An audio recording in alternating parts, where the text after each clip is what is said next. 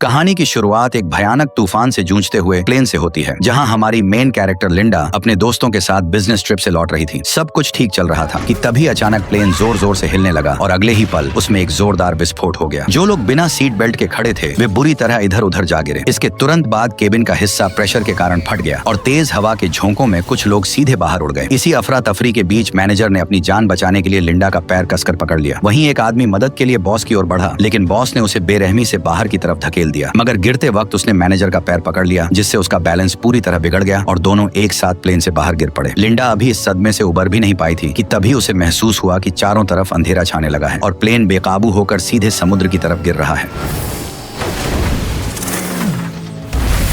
खुशकिस्मती से टक्कर का एंगल ऐसा था कि प्लेन तुरंत फटा नहीं और उसकी जान बच गई। लेकिन तेजी से अंदर घुसते पानी को देखकर लिंडा ने तुरंत सीट बेल्ट खोली और तैरकर बाहर निकल आई। लेकिन बच जाने के बाद भी उसे कोई राहत नहीं मिली, क्योंकि वह अब एक सुनसान और कभी खत्म न होने वाले समुद्र के बीच फंसी हुई थी। तभी दूर उसे एक छोटा सा टापू नजर आया और वह पूरी ताकत लगाकर उसकी तरफ तैरने लगी। सुबह होते ही वह किसी तरह उस टापू तक पहुंच गई और फिलहाल उसकी जान बच गई। लेकिन उसे अंदाजा नहीं था कि असली खतरा तो अब शुरू होने वाला है। थोड़ी दूर चलने के बाद उसकी नजर किनारे पर पड़े एक आदमी पर गई। वह तुरंत उसकी तरफ भागी और पास जाकर देखा तो उसे पता चला कि वो कोई और नहीं बल्कि उसका बॉस ब्रैडली था। वह भी हादसे में बच गया था और बेहोशी की हालत में लहरों के साथ बहकर यहाँ तक आ पहुंचा था। हालांकि गिरने के दौरान उसकी टांग टूट गई थी, लेकिन बाकी लोगों में से सिर्फ वही बचा था। पर फिर भी लिंडा उसे देखकर खुश नहीं थी, क्योंकि कंपनी में वह सबसे ज्यादा उसी से नफरत करती थी। दरअसल वह स्ट्रेटेजी डिपार्टमेंट की सबसे काबिल कर्मचारी थी और अपनी मेहनत से बॉस का भरोसा जीतकर मैनेजर बनने वाली थी। लेकिन ज्वाइनिंग से ठीक पहले बॉस की मौत हो गई और उसका बेटा ब्रैडली कंपनी का मालिक बन बैठा। बॉस बनते ही उसने लिंडा का प्रमोशन छीन लिया और वह पोस्ट अपने चापलूस दोस्त को दे दी। इतना ही नहीं, वह अपने दोस्तों के साथ मिलकर अक्सर लिंडा को नीचा दिखाने लगा। यह सोचकर लिंडा के मन में आया कि वह उसे वहीं छोड़ दे, लेकिन उसने सोचा अगर वो उसकी मदद करेगी तो वह फिर से मैनेजर बन सकती है। इसलिए उसने तुरंत एक नुकीला पत्थर उठाया और उससे केले के पत्ते काटने शुरू कर दिए। फिर पेड़ का सहारा लेकर एक फ्रेम बनाया और पत्तों और टहनियों को बेल से बांधकर एक छोटी सी झोपड़ी तैयार कर दी। धूप से बचने का इंतजाम करने के बाद उसने पानी का जुगाड़ करने की सोची। उसने रेत में गड्ढा खोदा और उसमें नारियल के छिलके रखकर ऊपर पत्ते लगा दिए। कुछ ही देर में बारिश शुरू हो गई और उसने आसानी से पीने लायक पानी जमा कर लिया। बारिश थमते ही मौसम साफ हो गया और काफी देर बाद ब्रैडली को होश भी आ गया। लिंडा तुरंत उसके पास पहुंची और उसे पानी पिलाने लगी। जब ब्रैडली को पता चला कि लिंडा ने उसकी जान बचाई है, तब उसने झिझकते हुए उसे थैंक यू बोल दिया। इसके बाद लिंडा ने उसके सामने अपनी काबिलियत दिखाते हुए लकड़ी रगड़कर आग जलाई और जल्द ही उसने एक मछली पकड़कर उसे पका भी लिया। लेकिन ऐशो आराम की जिंदगी जीने वाले ब्रैडली के लिए ये मछली किसी कचरे से कम नहीं थी। फिर भी पेट भरने के लिए उसे बिना नमक मसाले वाली वो मछली मजबूरी में निगलनी पड़ी। लेकिन लिंडा को इस खाने से कोई दिक्कत नहीं थी, बल्कि वह तो इस जगह पर फंसने के बाद भी बेहद खुश थी, क्योंकि उसे यहाँ कोई भी नीचा दिखाने वाला नहीं था और वो खुशी खुशी यहाँ कई दिन बिता सकती थी। धीरे धीरे कुछ दिन गुजर गए और यहाँ माहौल का असर दोनों पर साफ दिखने लगा। एक तरफ लिंडा जो छोटी सी चीज पाकर भी खुश हो जा रही थी, वहीं ब्रैडली किसी तरह यहाँ से निकलना चाहता था। उसने पूछा कि उसने अब तक किनारे पर कोई SOS सिग्नल क्यों नहीं बनाया या आग को बड़ा क्यों नहीं किया, ताकि किसी की इस टापू पर नजर पड़ सके। उसके मुताबिक लिंडा को पहले यही करना चाहिए था, लेकिन उसने ऐसा कुछ भी नहीं किया। इसी बात पर वह उल्टा गुस्से में चिल्लाते हुए उसे ताने मारने लगा कि वह यहाँ बेवजह उसकी देखभाल का बस एक नाटक कर रही है। खुद टूटी टांग के कारण लाचार था, फिर भी लिंडा की इतने दिनों की मदद के बाद भी वो उसे अपना हक समझ रहा था। उसकी बातें सुनकर लिंडा को समझ आया कि वह केवल चापलूसी से उसका दिल नहीं जीत सकती है। उसे उसकी असली अहमियत तभी समझ आएगी जब उसे कोई तकलीफ होगी। यही सोचकर लिंडा बिना कुछ कहे वहाँ से उठी और उसे अकेला छोड़कर चली गई। शुरुआत में ब्रैडली उसकी इस हरकत पर भी ताने मारता रहा, लेकिन कुछ ही देर बाद उसे एहसास होने लगा कि उसने कितनी बड़ी गलती कर दी है। फिर भी वह घमंडी बना रहा और लिंडा के खुद व खुद लौटने का इंतजार करने लगा। लेकिन ऐसा ही करते करते पूरा एक दिन बीत गया और आखिरकार उसका घमंड टूटने लगा। लेकिन रात तक भी लिंडा वापस नहीं आई। गहरी रात में तेज तूफान चलने लगा और कुछ ही देर में लिंडा की बनाई झोपड़ी भी उड़ गई। अगले ही दिन तपती धूप ने हालत और खराब कर दी। ज्यादा गर्मी की वजह से ब्रैडली डिहाइड्रेशन के चलते बेहोश हो गया। जब लिंडा उसे काफी तड़पा चुकी थी, तब वह पानी लेकर वापस आ गई। उसे देखते ही ब्रैडली ने बिना कुछ सोचे तेजी से पानी पीना शुरू कर दिया। अब उसे समझ आ गया था कि वह पूरी तरह लिंडा पर ही निर्भर है और वह उस पर अपना हक नहीं चला सकता। लेकिन तभी उसकी नजर उस भाले पर पड़ी जिसका इस्तेमाल लिंडा खतरनाक जंगली सुअर के शिकार के लिए करने वाली थी। उसे पता था कि वह सुअर बेहद जानलेवा है, इसलिए उसने लिंडा को जंगल में जाने से मना किया, क्योंकि अगर लिंडा को कुछ हो गया तो उसकी खुद की जान भी खतरे में पड़ जाएगी। लेकिन लिंडा ने उसकी एक भी बात नहीं मानी और वह सीधे जंगल के अंदर चली गई। जब वह चुपके से शिकार को ढूंढ रही थी, तभी अचानक उस जंगली सुअर ने लिंडा को टक्कर मारकर हवा में उछाल दिया।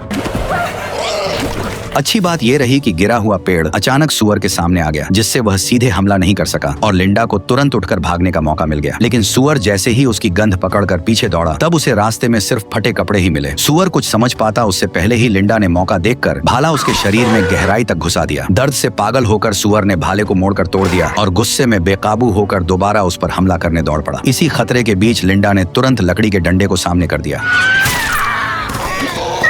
आखिरकार लिंडा ने उसे मार गिराया। सुअर का कटा हुआ सर देखकर ब्रैडली पूरी तरह हिल गया और पहली बार उसे समझ आया कि असल में लिंडा बहुत खतरनाक और ताकतवर है, जिससे अब ब्रैडली लिंडा से डर के रहने लगा। कुछ दिन बाद जब लिंडा जंगल में सामान ढूंढ रही थी तो उसे एक झरना मिला, जहाँ से साफ पानी सीधे पिया जा सकता था। अब उसे पानी की चिंता नहीं रही और वह इस खोज से काफी राहत महसूस करने लगी। लेकिन उसकी यह खुशी ज्यादा देर नहीं टिक पाई, क्योंकि तभी उसे दूर से इंजन की तेज आवाज सुनाई दी। आवाज सुनते ही लिंडा तुरंत उस तरफ दौड़ पड़ी। वहाँ पहुंचकर उसे एक बोट दिखाई दी, जिसे देखकर उसकी आंखों में एक उम्मीद जाग उठी। लेकिन जैसे ही वह मदद के लिए चिल्लाने वाली थी, तभी वह अचानक रुक गई। उसे एहसास हुआ कि अगर वह वापस लौट गई तो उसे फिर से वही घिसी पिटी जिंदगी जीनी पड़ेगी, किसी और बॉस के नीचे झुककर काम करना होगा और हर दिन उसके ताने सुनने पड़ेंगे। लेकिन अगर वह यहीं रुकती है तो वह अपनी मर्जी की मालिक होगी, उसे किसी का कहना नहीं मानना पड़ेगा और जो चाहेगी वही कर पाएगी। इन्हीं ख्यालों में उसने फैसला कर लिया कि वह इस टापू को नहीं छोड़ेगी, इसलिए वह तुरंत छुप गई और धीरे धीरे नाव को दूर जाते हुए देखती रही। वापस आने के बाद उसने ब्रैडली को इस बारे में कुछ नहीं बताया, लेकिन ब्रैडली सिर्फ मजबूरी में उसका कहना कर रहा था। असल में वह इस टापू पर हमेशा रहना नहीं चाहता था। 2 हफ्तों की इस जंगली जिंदगी ने उसे पूरी तरह बदल दिया था और उसका सब्र अब टूटने लगा था। उसने लिंडा से एक नाव बनाने को कहा ताकि उसकी मदद से वह पास मौजूद बोट तक पहुंच सके और कोई उन्हें देख सके। लेकिन लिंडा ने उसकी बात सुनते ही इसे बेहद खतरनाक बताते हुए नाव बनाने से साफ इनकार कर दिया। ये सुनकर ब्रैडली का गुस्सा फूट पड़ा, क्योंकि जब से वे इस टापू पर फंसे थे तब से लिंडा ने उसकी एक भी बात नहीं मानी थी, जिससे वह खुद को रोक नहीं पाया। उसने लिंडा से अलग होकर अपना खुद का एक अलग कैंप बनाने और नाव तैयार करने का फैसला कर लिया। लेकिन जैसे ही वह अकेले काम करने लगा, उसे एहसास हुआ कि यह उतना आसान नहीं है जितना वह समझ रहा था। उसे आग जलाने तक का सही तरीका नहीं आता था और टूटी टांग की वजह से वह ज्यादा दूर भी नहीं जा सकता था। मजबूरी में वह नारियल के खोल से बारिश का पानी जमा करने लगा। किसी तरह उसने एक छोटी झोपड़ी खड़ी की और रेत पर हेल्प लिखकर मदद का इंतजार करने लगा। लेकिन 2 दिन बीत जाने के बाद भी समुद्र से कोई जवाब नहीं आया। भूख से परेशान होकर वह मजबूर हो गया और आसपास के कीड़ों को खाने की कोशिश करने लगा। लेकिन जैसे ही उसने उन्हें खाया, उसे इतनी घिन आई कि वह तुरंत उल्टी कर बैठा। उधर लिंडा के पास एक से एक बढ़िया स्वादिष्ट खाना था, जिसे वह आराम से मजे लेकर खा रही थी। अपनी हालत देखकर ब्रैडली का घमंड पूरी तरह टूट गया। वह शर्मिंदा होकर टांग की परवाह किए बिना घुटनों के बल बैठ गया और उससे माफी मांगने लगा। उसका यह बदला हुआ रवैया देखकर लिंडा हंस पड़ी और उसने उसे फिर से अपने साथ शामिल कर लिया। इतनी बेइज्जती महसूस करने के बाद भी ब्रैडली अंदर ही अंदर लाचार था, इसलिए वह चुपचाप सही मौके का इंतजार करने लगा। करीब आधा महीना गुजरने के बाद उसकी हालत सुधरने लगी। तब लिंडा उसे टापू की सबसे ऊंची चोटी पर ले गई, जहाँ पहुँचना तो मुश्किल था, लेकिन वहाँ से दिखने वाला नजारा कमाल का था। लिंडा ने समझाया कि असली खतरा इसी खूबसूरत दिखने वाले इलाके में छिपा हुआ है। फिर उसने रास्ते के किनारे लगे कुछ जामुन जैसे फल तोड़े और बताया कि इनमें ऐसा जहर होता है जो शरीर को सुन्न कर देता है। इसके बाद उसने उन फलों का रस अपनी बांह पर लगाया, जिससे कुछ ही देर में उसकी स्किन पर लाल दाने उभर आए। आगे बढ़ते ही लिंडा ने एक्स जैसी बनी चट्टानों की ओर इशारा किया और बताया कि उसके आगे का पूरा इलाका कांटों और जहरीली बेलों से भरा हुआ है, इसलिए उसने सख्त चेतावनी दी कि उस जगह पर कभी भी सामान ढूंढने मत जाना। ये सुनते ही ब्रैडली के दिमाग में एक चालाक प्लान आया और वापस लौटते समय उसने थकान का बहाना बना दिया। फिर वह धीरे से जहरीले फलों के पास बैठ गया। जैसे ही उसने चुपके से कुछ जहरीले जामुन तोड़े, तभी अचानक जमीन धंस गई और लिंडा नीचे जा गिरी। असल में वह जगह ऊपर से मजबूत दिख रही थी, लेकिन अंदर से पूरी तरह खोखली और कमजोर थी। ब्रैडली घबरा गया और तुरंत उसे ऊपर खींचने लगा। भले ही वह लिंडा से नफरत करता था, लेकिन वह उसे इस तरह मरते हुए नहीं देख सकता था। आखिरकार उसकी कोशिश से लिंडा की जान बच गई और पहली बार उसने बिना कुछ कहे ब्रैडली पर भरोसा करना शुरू कर दिया। कुछ ही दिनों बाद समुद्र में तेज तूफान आ गया। किनारे के पास बनी उनकी झोपड़ी इस आंधी में पूरी तरह टूट गई और पेड़ों के गिरने से हालात और खराब हो गए। अच्छी बात यह रही कि उन्हें पहले ही पास में एक गुफा मिल गई, इसलिए दोनों तुरंत वहां भागकर छिप गए। उस वक्त दोनों पूरी तरह भीग चुके थे और ठंड से बचने के लिए उन्हें अपने कपड़े उतारकर एक दूसरे से चिपक कर सोना पड़ा। इस नजदीकी के चलते लिंडा को धीरे धीरे ब्रैडली से प्यार होने लगा। जल्द ही ब्रैडली को जंगल में मौजूद हर जहरीले फल की पहचान हो गई। अपने हुनर को दिखाने और लिंडा का शुक्रिया अदा करने के लिए उसने आज रात खुद खाना बनाने का फैसला किया। लिंडा ने बिना ज्यादा सोचे उसकी बात मान ली और उसे मौका दे दिया। हैरानी की बात यह रही कि उसने जो खाना बनाया वह सच में काफी टेस्टी था, लेकिन जैसे ही लिंडा ने थोड़ा सा खाना खाया, तभी अचानक उसे चक्कर आने लगे और उसकी नजर धुंधली पड़ गई। कुछ ही पलों बाद वह खुद को संभाल नहीं पाई और सीधे जमीन पर गिर पड़ी। लेकिन ब्रैडली ने उसकी तरफ पलटकर भी नहीं देखा और तुरंत जंगल की तरफ भाग गया। थोड़ी देर बाद वह एक लकड़ी की नाव खींचते हुए वापस लौटा। असल में उसे पहले ही समझ आ गया था कि लिंडा उसे यहाँ से जाने नहीं देना चाहती, इसलिए उसने चुपके से ये नाव तैयार कर ली थी और सही मौका मिलते ही उसने जहरीले फल खिलाकर उसे बेहोश कर दिया। अब वह खुशी खुशी उस गंदी सी नाव को पानी में धकेलने लगा और बिना बिना पीछे देखे तेजी से समुद्र की तरफ बढ़ गया। लेकिन वह ज्यादा दूर नहीं जा पाया था कि अचानक एक बड़ी लहर ने उसकी नाव को तोड़कर रख दिया। अगले ही पल उससे भी विशाल लहर उठी और उसे सीधे समंदर के अंदर खींच ले गई।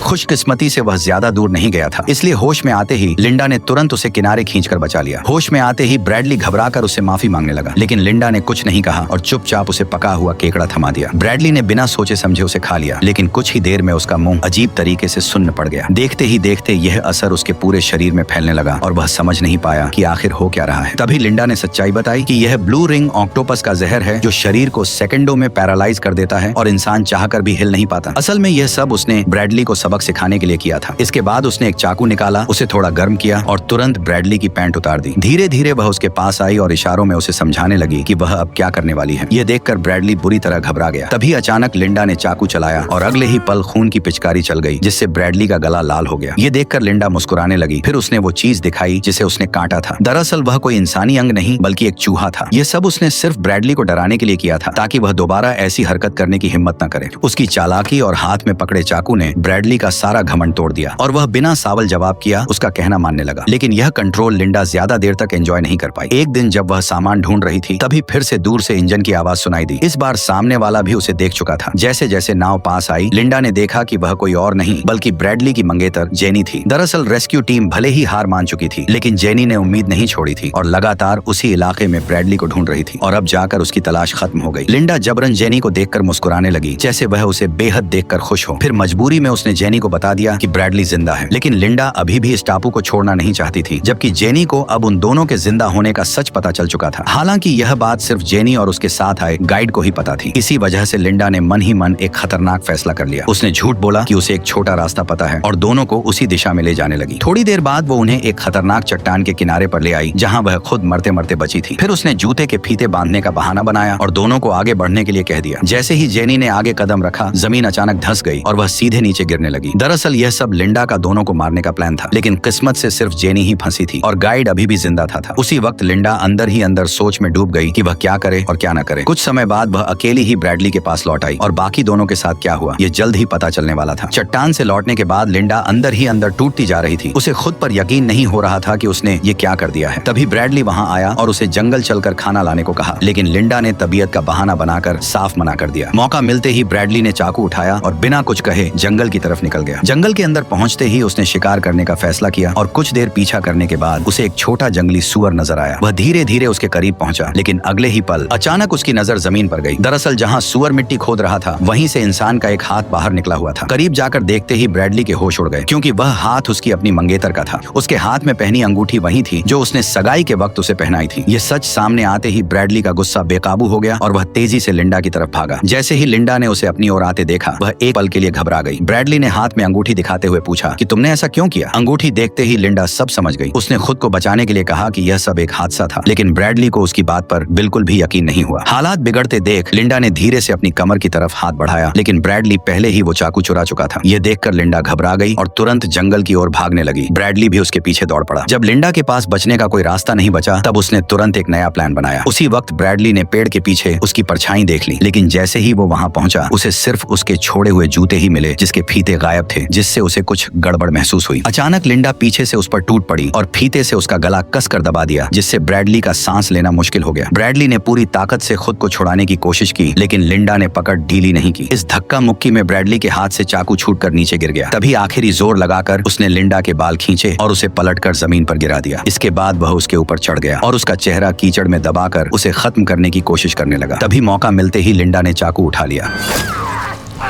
जब लिंडा ने आंखों से मिट्टी हटाकर दोबारा देखा, तो ब्रैडली वहां से गायब हो चुका था। दरअसल वह उसी जहरीले इलाके की तरफ बढ़ रहा था जहां जाने से लिंडा ने मना किया था। ये देखकर लिंडा ने उसका पीछा नहीं किया और चुपचाप वापस लौट गई। काफी दूर तक भागने के बाद भी ब्रैडली के साथ कुछ नहीं हुआ, लेकिन जैसे ही उसने सामने देखा, तब उसके होश उड़ गए, क्योंकि दो विशाल चट्टानों के बीच उसे एक आलीशान विला दिखाई दिया, जिससे साफ हो गया कि यह कोई सुनसान टापू नहीं बल्कि किसी का प्राइवेट आइलैंड है। उम्मीद की एक नई किरण के साथ ब्रैडली तुरंत वहां पहुंचा और मदद के लिए चिल्लाने लगा, लेकिन अंदर से कोई जवाब नहीं आया। तभी उसने देखा कि दरवाजा खुला हुआ है। घर के अंदर घुसते ही ब्रैडली ने जल्दी जल्दी लाइट ऑन की और हर जगह नजर दौड़ाकर कुछ काम की चीजें तलाशने लगा। तभी उसकी नजर फ्रिज पर पड़ी और उसे खोलते ही अंदर तरह तरह के मॉडर्न ड्रिंक्स सजे हुए दिखाई दिए। प्यास से बेहाल ब्रैडली ने तुरंत एक पानी की बोतल उठाकर पीने लगा, लेकिन तभी अचानक सब कुछ बदल गया। न जाने कैसे स्पीकर से लिंडा की आवाज गूंज उठी और उसकी बात सुनते ही ब्रैडली को पूरी सच्चाई समझ आने लगी। उसे एहसास हुआ कि जहरीले इलाके वाली सारी बातें झूठ थीं और सिर्फ उसे इस जगह से दूर रखने के लिए ये कहानी बनाई गई थी। अब लिंडा ने बिना किसी झिझक के सब कुछ साफ साफ बता दिया। असल में जो जहाज उसने पहली बार देखा था वो हर महीने यहाँ सप्लाई देने आता था और उसी के जरिए उसे इस आलीशान विला का पता चला था। यहाँ आने के बाद उसने छुपकर दरवाजे का पासकोड देख लिया और फिर सही मौके पर इस जगह पर पूरी तरह कब्जा कर लिया। हालांकि असली मालिक यहाँ बहुत कम आता था, इसलिए वह हर बार सब कुछ साफ करके आराम से यहाँ रहती थी। किसी को शक भी नहीं होता था और सब कुछ उसके हिसाब से परफेक्ट चल रहा था। लेकिन जेनी के अचानक आने से उसका पूरा प्लान बिगड़ गया। अनजाने में हालात ऐसे बन गए कि उसे जेनी को मारने का कदम उठाना पड़ा। उसकी ये सच्चाई सुनकर ब्रैडली के रोंगटे खड़े हो गए। अंधेरे में इधर उधर टटोलने पर भी उसे कंट्रोल रूम नहीं मिला। तभी अचानक हालात पलट गए क्योंकि लिंडा खुद उसे ढूंढते हुए वहां पहुंच गई। दरअसल उसने पहले ही इस विला के अंदर से एक शिकार वाली बंदूक हासिल कर ली थी। ब्रैडली ने जैसे ही उसे देखा तो वो तुरंत घुटनों पर गिर गया और अपनी जान की भीख मांगने लगा। उसने कहा कि वह अब भागेगा नहीं बल्कि यहीं रहकर उसी के साथ जिंदगी बिताएगा। इतना ही नहीं, उसने ये भी कहा कि इस दौरान वह सच में उससे प्यार करने लगा है। लिंडा को यकीन दिलाने के लिए वह दोनों के बीच बिताए खूबसूरत पलों की बातें करने लगा। उसकी बातें सुनकर लिंडा को कुछ गड़बड़ लगी। तभी उसकी नजर पीछे रखे बैल के सिर पर गई जहां से एक सींग गायब था और फिर अगले ही पल लिंडा ने पास रखी गोल्फ स्टिक उठा ली, जबकि ब्रैडली ने भी बंदूक अपने हाथ में ले ली। लेकिन जैसे ही उसने ट्रिगर दबाया बंदूक खाली निकली। असल में यह सब पहले से ही लिंडा का सोचा समझा प्लान था। अगले ही पल उसने बिना वक्त गवाए गोल्फ स्टिक उठाई और ब्रैडली पर लगातार वार करने लगी। आखिरी वार इतना जोरदार था कि ब्रैडली वहीं खत्म हो गया। यहीं पर कहानी भी खत्म हो गई। लिंडा ने पूरे विला को साफ करके खुद को एकमात्र जिंदा बची इंसान के रूप में पेश किया। फिर उसने इस पूरे हादसे को एक सर्वाइवल मिरेकल की तरह दिखाकर खुद को मशहूर बना लिया और धीरे धीरे वह बहुत अमीर बन गई।